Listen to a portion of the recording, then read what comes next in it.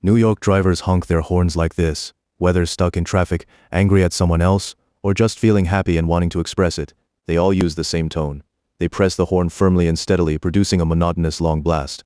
During rush hour jams, this sound erupts simultaneously from every frustrated car, merging into a symphony of human mechanical civilization.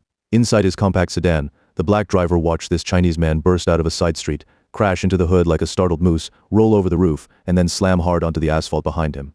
The accident blocked the car coming from behind and set off a pileup in the space of a second. The front and rear hoods of his sedan both buckled upward, making the whole car look like a giant gold ingot. The black driver jumped out at once, cursing as he ran toward the fallen young Chinese man.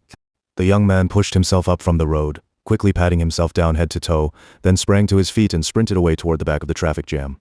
Seeing this, the black driver ran even faster. In no time, the two of them were racing down the street like something out of Tom and Jerry. The Chinese man wore a bicycle safety helmet, brown hair peeking out beneath it. Over a police-issue bulletproof vest, he had on a gray-black trench coat that reached his knees. A small goatee clung to his chin, giving him the look of a rapper.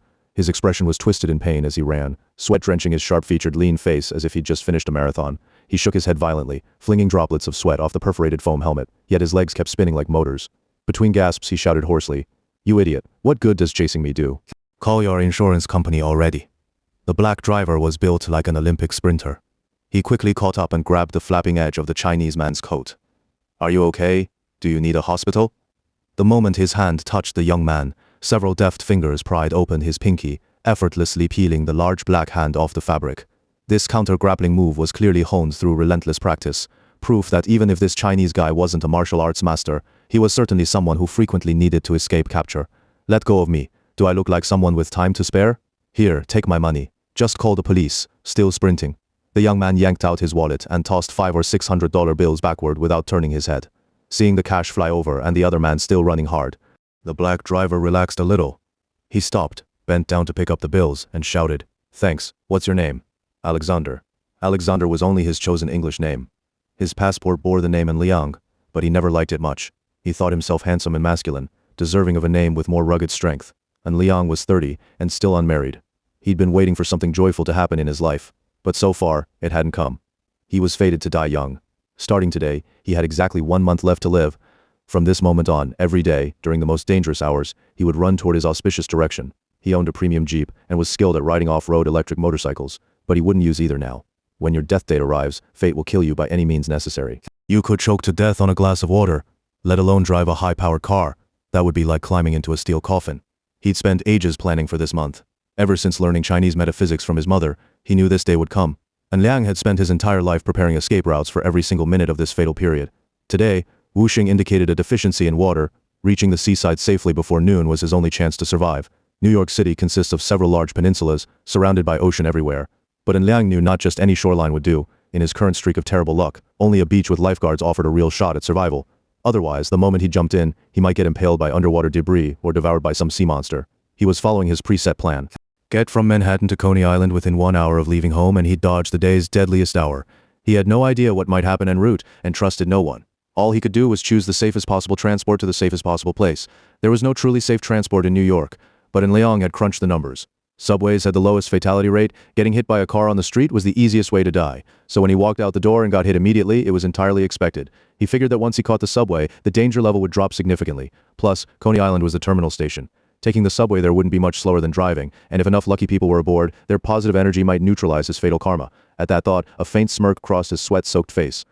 And Liang dashed to the subway entrance, just as a train roared away.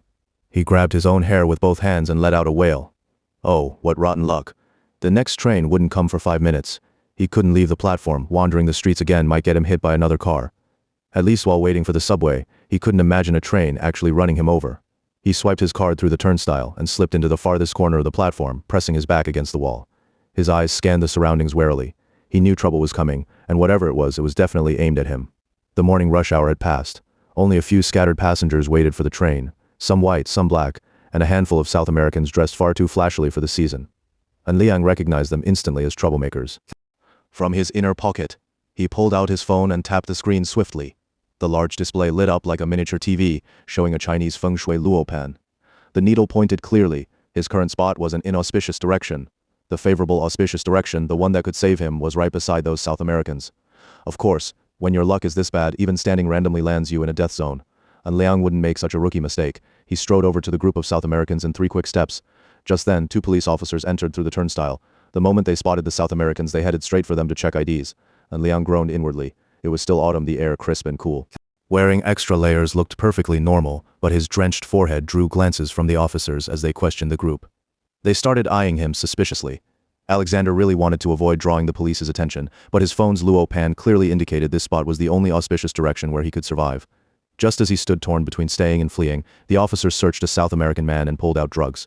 Instantly, the group scattered. 2 leapt onto the subway tracks and bolted toward the opposite exit, while another vaulted over the turnstile. 2 officers immediately shouted warnings for civilians to hit the ground and drew their guns. The police wouldn't shoot toward the tracks, but the guy who'd jumped the turnstile was fair game.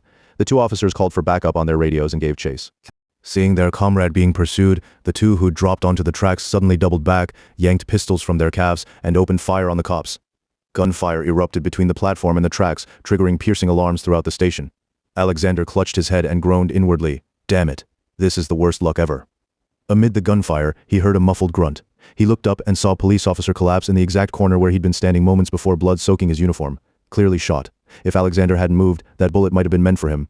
With an incident like this, the subway would be shut down for at least an hour, and if he wasn't dead, he'd be hauled off by a swarm of backup officers for questioning. Seizing a split-second gap in the chaos, Alexander flipped over the turnstile. The moment he scrambled to his feet, a bullet slammed into his back. Though his body armor stopped the round, the sheer force knocked him flat. Ignoring the pain, he rolled once, gritted his teeth, and sprang up again, sprinting toward another subway line 2 blocks away. Bursting onto the street, Alexander triggered a chain reaction of screeching brakes and rear-end collisions. As he ran, he checked his phone for the time and the luo pan, muttering frantically, "No time left. Gotta hurry, or an actual refrigerator's gonna drop on my head." His phone blared heavy metal rock music. Still running, he jabbed the answer button. "Hello, what is it? Spit it out." A calm, polite baritone voice replied in the distinct Mandarin spoken by overseas Chinese. "Mr. An, you sound awfully busy. Should I call back later?" "I am busy, but just say it quick. There's been trouble at our company. We'd like you to come take a look." "What?" Alexander was stunned. The caller was Danny, vice president of David Construction Engineering Company, a long-standing client. For the past 10 years, Alexander had maintained their Feng Shui layout, propelling the firm's explosive growth until it qualified for national infrastructure projects. Their success had been meteoric. Alexander had absolute confidence in his craft. He'd meticulously tracked the company's quarterly and annual fortunes. He'd never once considered his Feng Shui arrangement could fail. He knew that when his own luck turned sour, he should avoid friends and clients altogether. But now a client was reaching out unprompted. The only explanation was that something even worse had befallen them. What happened? Tell me now. Alexander had reached the subway entrance and was about to descend. New York subway stations, designed with anti-terrorism tactics in mind, deliberately maintained poor signal coverage underground. He needed answers fast before losing reception so he could prepare himself. 3 days ago, a city councilman came to discuss business and suddenly went insane, killing himself in the office. What?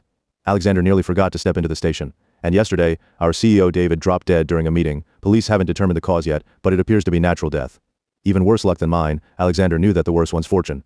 The more ghosts one encountered, but no matter how he calculated it, his Feng Shui setup shouldn't have collapsed completely at this precise moment. Despair clawed at him. He almost wanted to rip off his helmet and body armor, and just let fate take him. Hearing Alexander's anguished sigh followed by silence, Danny asked gently, "Mr. An? Are you all right?" Alexander snapped back to reality. "I'm fine. I've got an emergency right now. Have your boat ready at Coney Island in 1 hour. I'll meet you offshore, and bring a gun. Also, I need coffee and a few cookies." He had 5 minutes to catch another train bound for Coney Island. Police would lock down the subway within 3 to 5 minutes of the alarm, paralyzing Midtown Manhattan's lines for at least half an hour. This time, luck favored him slightly. A train was just pulling out as he dashed into the station. He sprinted the last few steps and jammed his hand into the closing doors. Gah! Alexander winced, rolling his eyes in agony. Why did subway doors have to hurt so damn much? It felt like his bones were about to shatter. As the doors reopened to let him in, he tried to console himself. Lucky break, Alexander. At least it was your hand and not your head, or you'd already be greeting your ancestors in heaven. The train passed through Chinatown, boarding a wave of Chinese passengers. Alexander anxiously studied each face. If their complexions and auras looked healthy, he'd make it safely to Coney Island and stay there until 1 p.m., escaping his fated noon demise. The passengers all wore blank expressions, but their faces were rosy and vibrant. Relieved, Alexander pulled out a tissue to wipe his sweat, loosened his body armor for air, leaned back in his seat, and exhaled deeply. "Ah, Choi. Ha ha ha. Long time no see, Anzi." Alexander's eyes flew open. Standing before him was Sanpo, a tiny, wiry old woman, his childhood neighbor, addressing him in Cantonese. "Oh, Sanpo, please sit, sit." Alexander jumped up immediately to offer his seat. Sanpo beamed kindly. Good boy, good boy. I always tell everyone Anzi is the most well-behaved, he." She plopped down without hesitation and added, "How's your schoolwork going?" Alexander froze. Was Sanpo senile? He'd graduated a decade ago, he stammered awkwardly. Ah haha, pretty good, pretty good. What about your sister? She visited last month, comes back once a month. Alexander always respected elders. Though frantic and desperate to escape this pointless chatter, he dared not walk away or ignore her. He endured the interrogation politely until Sanpo and the crowd of Chinese passengers disembarked. Only then did he finally breathe easy. Damn, at this rate I'll end up dying on the subway just making small talk. And Liang muttered under his breath. He glanced out the window. The train had emerged from underground and was now running on an elevated track. Just a few more stops until Coney Island. And Liang turned back to look inside the car. A group of black gangsters had just entered, loudly discussing crude and vulgar things about women in bed. Their eyes kept drifting toward the far corner of the carriage, where a Chinese couple sat whispering sweetly to each other. This was clearly trouble brewing, no need for divination to see what would happen next. And Liang kept his eyes fixed on the window but pricked up his ears to listen carefully. He silently counted in his head. 1, 2, 3, 4, 5, 6, 7, 8, 9. Hey, you talking to me? A tall burly black man swaggered over to the Chinese couple. The young Chinese man looked up with innocent panic and shook his head timidly, saying, "Sorry, I didn't call you." The other thugs immediately closed in. One particularly dark-skinned short guy reached out and grabbed the Chinese girl's chin, leering as he brought his face close to hers. "Not you, we're talking about her. Did you call us over, you little Chinese bitch?" The girl shrieked and jerked her head away, but her boyfriend just sat frozen, too scared to move. And Liang groaned in frustration, grabbing his own hair with both hands and muttering into his chest. Nothing but trouble all day long. Seriously bad luck. How can I just ignore this? We're all Chinese. He slapped his thigh, stood up abruptly, and strode toward the gangsters, shouting loudly, "Yo, meatheads, I'm the one who called you. Didn't you hear me?" The thugs turned in surprise. They'd noticed An Liang earlier, but with his small goatee, prominent brow ridge, deep-set eyes, and eccentric yet stylish outfit, they couldn't quite tell if he was Chinese or Eurasian, so they'd assumed he wasn't involved. They never expected him to step in. The biggest thug, built like a bear, lumbered forward, cursing through thick lips. "You Chinese too? Yes, there are Chinese people all over the world, and today, you're out of luck." As he spoke, and Liang interlaced his fingers, cracked his knuckles outward with a loud pop pop pop, looking every bit the seasoned street fighter. Seeing a lone Chinese guy daring to challenge all 5 of them, the gangsters hesitated. They exchanged wary glances, unsure if he was hiding some serious skill beneath that odd appearance. But An Liang had his own reasons for fighting. It wasn't just about defending that girl, it was about making these punks understand. Chinese people aren't pushovers. We're not the sick men of East Asia. His blood was boiling. He could already picture it. After taking down all 5 thugs with swift Wing Chun strikes, he'd have a small wound, maybe a trickle of blood at the corner of his mouth, and the girl would rush into his arms, eyes filled with admiration and concern. "Alexander, are you hurt?" she'd ask softly, brows furrowed with worry. He'd smile shyly and shake his head. "I'm fine, as long as you're okay. This little scratch means nothing." "Oh, you're bleeding." She'd dig into her handbag, pulling out a handkerchief that released a delicate jasmine scent, earthy wild, yet somehow refreshing against the stale air of this soulless city. He'd gently take her small hand as she dabbed his lip and say, "If this blood doesn't flow for you, it has no meaning inside my body. Alexander, I'm so touched." She'd bury her face in his chest, sobbing softly, melting his heart and filling him with quiet pride. Unconsciously, one corner of his mouth lifted into a strange, ill-timed grin. That smirk stung the thug's pride. Enraged, one of them whipped out a switchblade and flung it toward An Liang, just as the girl screamed. His brain hadn't caught up yet, but his eyes saw the blur coming. Instinctively, he arched backward, dodging the blade by inches. All 5 thugs charged at once. An Liang met them head-on, but at the last second, he leapt right, planted a foot on the seat beside him, tucked his body, and slipped through the metal handrail posts next to the door. With a smooth slide forward, he positioned himself between the Chinese couple and the attackers. The gangsters crashed into empty space, tripping over each other in a clumsy heap, and Liang chuckled smugly. "Heh. Try charging again, I guarantee you won't get past me. Criminals always come prepared." One of the thugs yanked a pistol from the waistband of his sagging pants, and Liang recognized it instantly. A heavy, high-powered handgun, the most mass-produced and historically enduring sidearm in the world, used from World War I through the Vietnam War. Though it held only 7 rounds, a single hit could be devastating. Fortunately, it wasn't fully automatic. He calculated he had 1.3 seconds, just enough time for the thug to disengage the safety with his right thumb and cock the hammer to chamber a round. In Mandarin, An Liang barked with commanding authority, "Hug each other and stand on the seats, now." The couple obeyed without hesitation. At the same moment, An Liang dropped low and surged forward like a shadow closing in on the gunman. The instant the thug raised his loaded pistol, An Liang exploded upward, delivering a precise upward kick that sent the gun clattering into the ceiling with a sharp metallic clang. Instead of retracting his leg, he drove it straight down in a brutal axe kick aimed at the thug's face. This high 2-stage kick had taken years of practice, and today, for the first time, he finally unleashed it. The thrill surged through him. His right hand instinctively reached behind his own waist, mimicking the thug's motion. The lead attacker, wrist broken and face smashed, toppled backward like a collapsing mountainside, knocking over the other four. Liang sprang from the floor, legs spread wide in a mid-air split, bracing himself against the plastic seats on either side. From his waist, he pulled out a palm-sized electric shaver and roared at them. "My name is Alexander. Go to hell." The thugs were confused. Sure, an electric shaver wasn't weak, but why would that send them to hell? Instead of shaving, Liang pressed the device against the metal floor. A bright blue arc of electricity crackled across the surface. Each subway car in New York was sealed off from the others. No one outside this compartment knew what was happening, but the onboard alarm system went haywire, blaring loudly enough to drown out the gangster screams. The train quickly arrived at the next station. Liang picked up the handgun and pointed it at the gang members, who were still too weak to stand after being shocked. "Get out of here. If you ever dare touch a Chinese person again, I'll tear you to pieces." All 5 thugs couldn't get up. 2 of them were even vomiting violently. They dragged each other off the platform in a heap. The train conductor hurriedly checked each car but saw nothing unusual, then closed the doors and moved on to the next stop. The couple approached to thank him. Liang showed them his small stun gun and, panting heavily, said to the young man, "These kinds of things will happen again. Your girlfriend is just too beautiful. If you don't know any martial arts, order a stun gun online. It's cheap, less than $100. As he finished speaking, he flipped the switch on the stun gun, making electric arcs crackle from its prongs. "Just touch this part here.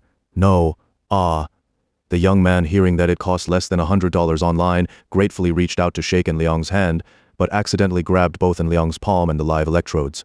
Before Liang could stop him, they made intimate contact for half a second under 300 volts. Liang was jolted by the massive current, convulsing as he flew across the cabin. The girl screamed in terror, her cries piercing and shrill. He wasn't sure if the sound was real or just an electric hallucination. All he knew was that everything made him dizzy and nauseous. He slowly regained consciousness on the floor, painfully opening his eyes to see the girl rushing over to help him up. Froth foamed from his mouth as he croaked, "Don't come closer, neither of you stay back." He waved his hand weakly to stop her, tears and snot streaming uncontrollably from his eyes and nose. What a miserable day, enough to make a grown man cry. Wasn't he just trying to be a hero for once? Why did it have to short-circuit like this? If he hadn't been so tough, if he hadn't spent decades preparing for this very month, training in combat and firearms, learning driving and survival skills, studying old-fashioned Feng Shui and destiny theory, and practicing that frustratingly stagnant celestial master Tao alchemy, then he'd probably be dead right now from the shock. Amid the blaring train alarms, Liang finally crawled out of Coney Island Terminal. Staggering through the turnstile, he ran toward the nearby beach, trembling with fear at the thought of fate closing in. He'd been here countless times since childhood and always loved this subway line. It had always brought joy. But today, it felt like a road straight to hell. Muttering to himself, almost reluctantly cursing God, he said, "It's only the first day, what time is it? 11, almost to the beach. Please, no more trouble, no more shocks. Absolutely no more shocks. If this keeps up, I'll definitely die tomorrow, I get it now. He's trying to wear me down until I kill myself. He's truly sinister." He collapsed onto a large rock by the shore, dipped his head into the waves several times, then pulled out his phone to check the time. It was exactly 11:30 a.m., his predicted death hour, noon. Holding the phone in his left hand, he formed the Jade Seal Mudra with his right thumb and middle finger, the signature hand gesture of Celestial Master Tao talismanic practice. Focusing his energy, he drew a water element dragon spirit talisman directly onto the screen and set it as today's wallpaper before tucking the phone back inside his bulletproof vest, close to his chest. Now he could wait calmly for his client, who was surely having an even worse day than he was. Autumn was deepening. Even under bright daylight, the sea breeze carried a sharp chill. In summer, Coney Island Beach would be full of girls in swimsuits, but now only old men sat fishing. Occasionally, someone wearing oversized headphones strolled past Liang with a metal detector, casually scanning the sand for hidden dangers or lost items. But Liang knew their real goal. They were hunting for rings and jewelry dropped by tourists, hoping to strike it rich with some high-end find. He now regretted plunging his head into the ocean in such a panic. His scalp felt icy cold and sticky. The seawater had evaporated too quickly, leaving salt crusted on his skin and hair. Normally he'd head straight to the public restroom near the beach to rinse off, but this area was too sketchy. Who knew what might happen if he went in? He decided to tough it out this time. Glancing around, he confirmed no one was within 30 meters. Unless someone took a sniper shot at him, he should be safe. So he removed his bike helmet and vigorously ruffled his brown hair, sending a cloud of salt dust flying into the wind. His hair stood up stiff and messy. "This really damages my hair," he muttered to himself. "Gotta find a barbershop soon for a proper wash and treatment." A motorboat engine roared in the distance, and Liang recognized it immediately. Danny's speedboat had arrived. He called Danny to confirm his location, then walked down the pier and jumped onto a European-made open-top speedboat where Danny was waiting. Danny, though ethnically Chinese, wasn't American. He was from Singapore. His business had flourished so well in the US that he'd settled permanently in New York. Of average height, he wore a perfectly tailored dark gray suit beneath a cashmere overcoat. At first glance, he appeared modest and unassuming, but those truly familiar with high society would recognize his status instantly from his silver cufflinks.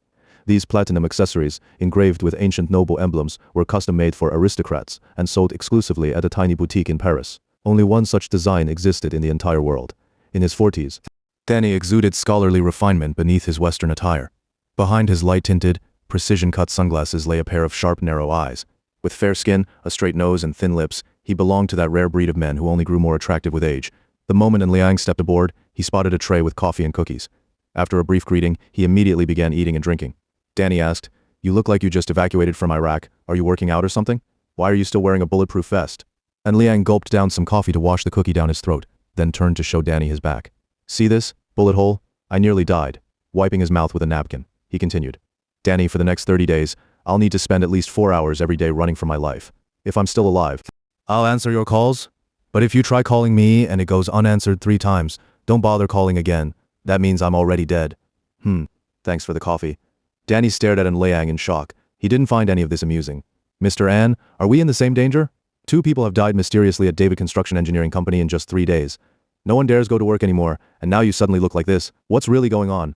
And Liang pulled out his phone to check the time, then placed his hands on his hips and said to Danny, "I haven't broken any laws or offended any terrorists. It's just bad luck, nothing to do with your company. Tell me what's going on at David Construction Engineering Company. Let's take a boat over right away, but don't go too fast. We just need to reach the dock by 1 o'clock.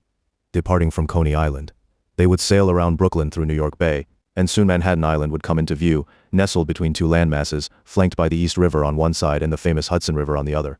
Passing the Green Lady of Liberty, the Statue of Liberty in the middle of New York Bay, then sailing past Governor's Island with its centuries-old military history, they arrived at the East River waterfront docks in Lower Manhattan. This wasn't just a single dock, it stretched for nearly a kilometer. In ancient times, it had been New York's main port. Since the Qing Dynasty era in China, ships from all over the world had crowded these waters. Even today, 2 massive wooden ocean-going vessels built centuries ago remain moored here for tourists to admire. One of them, a 4-masted ship, was named Beijing. Though the area no longer served as a commercial harbor due to urban development, the docks still functioned as vital public transit hubs. Several sections were even reserved exclusively for Wall Street tycoons, accommodating yachts and helicopters. Even if the president flew into Lower Manhattan by helicopter, he'd land right here. The dock wherein Liang disembarked faced Wall Street directly. After stepping off the boat, he and Danny crossed Maiden Lane and entered the building at the end of Wall Street, 120 Wall Street. It was a 33-story white stone tower. Though constructed 70 years ago, its prime location, financial prestige, and timeless understated design ensured it remained highly respected among the modern skyscrapers lining Wall Street. Liang and Danny hurried inside and took the elevator straight up to the 23rd floor, the very level Liang had meticulously calculated and selected 10 years earlier. Originally, floors 1 through 16 of 120 Wall Street formed a traditional rectangle, but starting from the 17th floor, the structure tapered irregularly upward like a stepped pyramid, broad at the base and sharply pointed at the top, resembling a used pencil standing upright beside the East River. In Feng Shui terms, this shape represented a transformed zhengxing, auspicious star formation. The lower rectangular portion belonged to earth, while the upper pointed section belonged to fire. Fire-generating earth created an extremely auspicious configuration, a prosperous and thriving building. The narrowed upper half was actually divided into 6 major levels, subtly aligning with the 6 stages of change described in the I Ching Book of Changes. The 3rd major level housed floors 22 and 23. 10 years ago, Liang had explained to CEO David, a complete hexagram consists of an upper and lower trigram, each with 3 lines, totaling 6 levels. Reaching the 5th level symbolizes 9-5 Supreme, the most auspicious position, but it was already occupied by another company. However, the 3rd major level marks the peak of the lower trigram, signifying leadership within your industry, while maintaining enough distance from the supreme 5th level to avoid fierce competition. This is precisely the ideal state for a growing company. As the I Ching states, the 3rd line brings achievement. The 4th brings danger. That's the principle behind this arrangement. David had readily accepted on Liang's advice. Since moving in, he and Danny had created one business miracle after another, transforming their modest construction firm into a diversified conglomerate. They expanded from 2 small offices to purchasing an entire floor as their headquarters and even established a tech R&D center in the suburbs of New York. Now stepping back into the eerily empty David Group headquarters, Liang felt a wave of unease. Both David's and Danny's offices faced the East River, offering a direct view down to the dock where they'd just arrived. To the left stood the Brooklyn Bridge connecting Manhattan and Brooklyn, with the East River flowing powerfully from left to right, an unmistakable Feng Shui symbol of rolling in wealth. To the right lay the vast expanse of New York Bay. Yet from inside David Construction Engineering Company, it appeared merely as a large lake with no visible outlet. Governor's Island, massive and perfectly positioned at the mouth of the East River, acted as a natural waterlock, a superb Feng Shui formation known as Open Heaven's Gate, close Earth's door, ensuring wealth flows in but never leaks out. And Liang frowned slightly as he glanced at Danny. Danny's complexion looked healthy. The feng shui of the 23rd floor showed no abnormalities. He'd inspected every corner of the interior layout. Everything remained exactly as he'd originally designed. Never before had he encountered such a baffling case. 2 key executives dead within 3 days, yet not a single flaw detectable in the feng shui configuration. Can't find the cause? Danny asked anxiously. The police reviewed all surveillance footage and preliminarily ruled both deaths, the councilman's and David's, as natural causes. They're not treating it as a criminal case, so the company hasn't been locked down. But Sai, I didn't dare let employees return to work, and I've kept the news from spreading to the research center. Otherwise, total chaos would break out. Can you show me the room where David died? Sure, follow me. Wait, first, let me take a shower in your restroom. After washing up and peeling off his stiff, foul-smelling bulletproof vest, and Liang emerged feeling refreshed. He followed Danny into the northeast corner conference room, a space large enough to seat 50 people. Both the councilman and David had died here without warning or external injury. According to the autopsy report, the councilman died of cerebral edema. Witnesses recalled him suddenly screaming like a madman, running wildly and crashing into walls, clear signs of intense hallucinations. David, on the other hand, suffered a cerebral hemorrhage. He simply collapsed onto the table during a meeting and never woke up. This conference room occupied the year's most inauspicious location. Yet, and Liang remembered David's birth chart well, his death wasn't fated to occur this year. By his destiny configuration, David was meant to live a long life. Moreover, and Liang had already neutralized the room's negative energies. First, by designating the potentially problematic direction as a shared public space, minimizing prolonged human exposure. Second, by countering the excessive earth energy with smooth, luminous titanium metal finishes, applying the Wu-Xing principle of earth-generating metal to transform sha negative qi into prosperity. Hadn't David Company's explosive growth been proof enough of its success? To kill someone invisibly and tracelessly required first disrupting the natural balance of Wu-Xing to override biological rhythms, essentially breaking a person's destined fate, and then intensifying the effect at the most inauspicious time and place using powerful Feng Shui objects. Only a master-level Feng Shui practitioner could accomplish such a feat. Yet anyone of that caliber would have undergone rigorous moral and technical vetting, making it highly unlikely they'd commit such an act. Finding no adverse Feng Shui factors, and Liang honestly shared his conclusion with Danny. So, I also believe their deaths were natural, Danny. I'm truly sorry. Danny's eyes shifted from hope to disappointment. He looked at An Liang with sorrow and said, nothing much. Oh, by the way, didn't you say that if construction happens in an inauspicious direction, it could also cause accidents? I didn't see your company doing any construction. It wasn't us, it's the floor below. They've been renovating non-stop. Just a few days before those two died, the people downstairs kept using a jackhammer on the conference room floor. That's their ceiling. That could temporarily intensify the shachi, but the conference room's negative energy was already neutralized. Even if catalyzed, it shouldn't have killed 2 people in a row. After speaking, An Liang pulled out his phone from his pocket and opened the satellite-based digital Luo Pan app to double-check the directional degrees he remembered. The signal inside the building flickered slightly, but it was still stable enough for accurate measurement. His memory was correct, and the phone worked flawlessly, yet nothing unusual showed up in the directional readings. I'm sorry, I can't find anything wrong with the Feng Shui, An Liang announced, shaking his head as he admitted failure to Danny. Danny's expression grew even heavier than before. Am I going to die if I stay here too? I don't know, but according to Feng Shui principles, you really shouldn't keep working here. Sell this place. Have David Construction Engineering Company move out. How can you say that based on Feng Shui? You just said their deaths weren't related to Feng Shui. If it's not because of Feng Shui, why would I move out just because of it? Danny's rebuttal made An Liang's face flush red, then pale. Danny noticed his discomfort and patted him gently on the shoulder. Thank you. I didn't mean to insult you. I'm just really upset. I understand. I'll take my leave now. An Liang said dejectedly as he turned to go. His mood was no better than Danny's. Danny had lost his close friend and longtime partner, but An Liang felt as though the Feng Shui knowledge he'd studied his whole life had died along with them. The collapse of his spiritual pillar left him wanting to end it all right then and there. He gave a bitter smile, thinking, suicide wouldn't be hard at all. All I'd need to do is stay in bed tomorrow instead of fleeing along the auspicious directions. Accidents would happen for sure. I've got plenty of life insurance policies. I could leave them all to Mom and my little sister. Not a bad plan. Mr. An, I'll have someone drive you back. You'll see them waiting outside the building. Chinese? Yes, Chinese. As An Liang stepped out of Wall Street, a sleek black European sports car pulled up right in front of the office tower. A tall, stunning East Asian beauty in a sharp business suit locked eyes with him and began walking toward him with the confident rhythmic stride of a runway model. Passers-by, especially Western men, stopped mid-step to stare, some even bumping into each other. Apologies filled the air, dazzled by the sight, and Liang felt dizzy, his heart racing, blood surging through his entire body. He felt electrified, though he often joked about getting shocked. But this time it hit him with overwhelming force, so intense he nearly forgot his lifelong vow. Past heartbreaks during college had taught him one truth. If a girl's birth chart clashed with yours, she'd eventually leave. He'd never met a woman whose Bazzi truly matched his, so he'd set himself a grand goal, Swear to find the one woman whose bazi perfectly aligned with his, not just in whooshing balance and yin-yang harmony, but down to every layer of year, month, day and hour, so their two destinies would form a legendary heaven-made pair like mandarin ducks or butterflies. If he survived his death omen, his second half of life would be blissful. If he died, at least the woman who loved him most would mourn him deeply, proof he'd lived meaningfully. He knew he had almost no peach blossom luck to begin with. Being this picky might mean dying alone, yet he stubbornly held to his vow. Whether lack of romantic fortune and refusing to settle for anyone less than perfect bazi match were cause and effect, the fact remained, since graduating college, An Liang had never had a girlfriend, right up to this very moment. But now he forgot all that. This woman looked strangely familiar. Had they met in a past life, or this one? She must share some profound karmic connection with him. Suddenly, a gleaming silver pole rose from the pavement right in front of the office entrance. Upbeat, driving jazz music burst forth from all around. The woman stopped before An Liang but didn't speak. She simply gave him a cool, intense look, then shrugged off her blazer and tossed it to the ground, revealing a backless, strapless black mini dress. Moving to the rhythm, she began dancing around the pole, a sultry routine straight out of a Las Vegas lounge. Her eyes slid sideways toward him, lips parted in crimson allure, nostrils flaring slightly beneath her straight, narrow nose.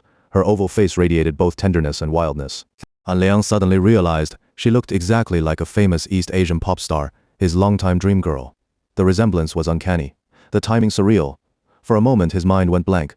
Happiness crashed over him so fast and hard that he momentarily lost himself. Yet something felt missing. Ah, wind. Instantly, a hidden fan kicked on, lifting her champagne gold hair and fluttering the hem of her skirt above her thighs. Her movements grew even more provocative, and before he knew it, she was right in front of him, her hand no longer on the pole, but resting on his chest. An Liang was swept into a storm. Hips swaying to the beat, he jutted his chin forward with sharp controlled flicks of his short brown stubble, expression icy cool. Mr. An. Mr. An. He heard a voice soft, dreamlike, a warm contralto that could never spark an argument. This was how a woman should sound. He wanted to ask a question but felt it would be shamelessly bold. He fought to restrain himself. Half a second later, the question slipped out. Was it plastic surgery? Mr. An, that's very impolite to say to a lady. The long-haired beauty replied with a polite, gentle smile. And Liang gasped. The music vanished. The pole disappeared. Harsh reality slammed back into place. Outside the office building, only hurried pedestrians and dull corridors remained. Haha, I'm An Liang, but you can call me Alexander. I've heard about you from Danny. He and David always said you're the best Feng Shui master in New York. My name is Li Shoshin. Music swelled again in An Liang's ears. To him that name meant destiny fulfilled, meant forever. He'd always been obsessed with Korean female singers. First Lee Jung-hyun, his ultimate idol, then the ultra-sexy Lee Hyori, now. Standing before him was a woman who not only looked strikingly like his idols, but shared a name so close it felt like fate itself. Has anyone gotten this wrong? Faced with such intense stimulation, An Liang helplessly questioned himself and God. But Li Shoshin thought he was questioning her, so she pulled out a David Construction Engineering Company ID from the V-neck of her jacket and held it up in front of An Liang. From the badge he saw that her position was secretary. Oh my God, Li Shoshin, thank you. Was it you who took me home? Yeah, please get in the car. Li Shoshin gracefully stepped aside and gestured for him to enter.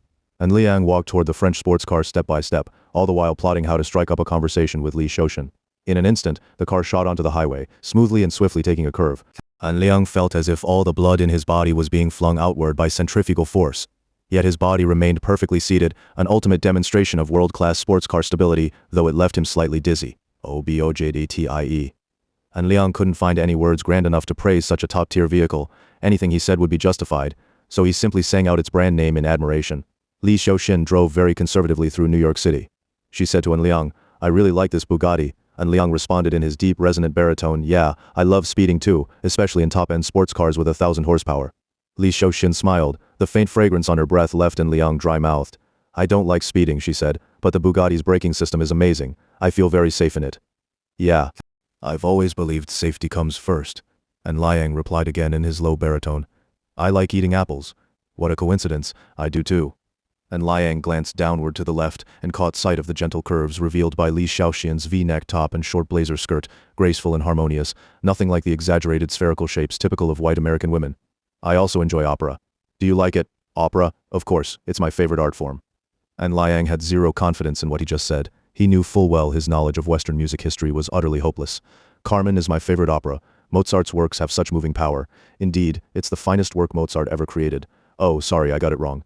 Carmen was composed by Bizet, whose real name was also Alexander. After saying this calmly, Li Shoshin's lips curled into a mischievous smile. And Liang slumped back against the headrest with a defeated sigh, oh no, feeling deeply humiliated. It was painfully clear he'd completely lost any ability to charm women. He wiped the cold sweat from his forehead and sat in awkward silence for a moment, watching the road ahead shrink before his eyes just like his own life. He decided to try a different approach. To be honest, I don't actually know anything about opera, I just wanted to talk to you. I know you're much more likable now than you were a minute ago. Li Shouchen finished speaking, and they both laughed at the same time. And Liang turned to ask her, have you worked at David Construction Engineering Company for long? Not really. I just graduated from college and joined about a year ago. Do you know anything about David's situation? I'm the CEO's secretary. I was there when they died. It was truly terrifying. Li Xiaoxin's expression was no longer calm or gentle. Worry and fear showed clearly in both her eyes and voice. Trying to comfort her, and Liang said, only CEOs have died, you'll be fine. Do you think their deaths were natural? All the victims were key personnel. Even an idiot could tell it wasn't natural. The police just haven't found evidence yet, but the killer will strike again. Hearing Li Xiaoxin's blunt and straightforward assessment, and Liang deeply agreed. Women's intuition was often accurate. If only he weren't drowning in his own troubles, he'd gladly help Danny solve this mystery. He let out a long sigh. Everyone dies eventually, in 12 hours. I might be dead too. Time feels too short, and I met you too late. Li Xiaoxin gave a dismissive little laugh. Every man says that. I'm serious. Only 12 hours for real.